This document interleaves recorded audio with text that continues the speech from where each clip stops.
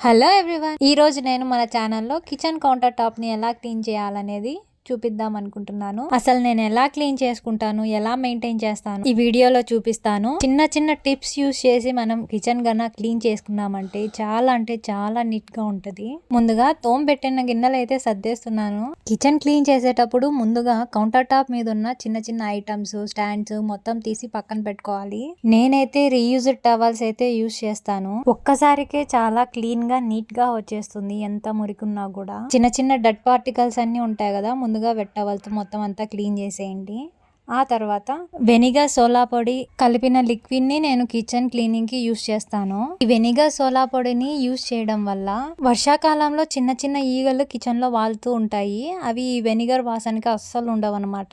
Mixie and rice cooker కూడా weekly once అయితే clean చేస్తాను. ఈ రీయూజ్డ్ టవల్స్ అయితే చాలా బాగా యూజ్ అవుతాయండి. ఒక్కసారికే మనకి ఆల్మోస్ట్ క్లీన్ అయితే అయిపోతుంది.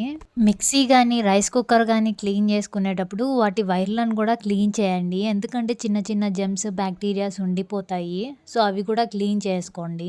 గ్యాస్ క్లీన్ చేసుకునేటప్పుడుగా ముందుగా వెట్ టవల్తో అయితే క్లీన్ చేయండి. ఆ తర్వాతనే లిక్విడ్ గానీ వెనిగర్ తో గానీ క్లీన్ చేసుకోవచ్చు. ఈ టవల్స్ యూజ్ చేయక ముందు నేను కూడా మగ్గులతో వాటర్ అనేది పోసి క్లీన్ చేసేదాన్ని అనమాట.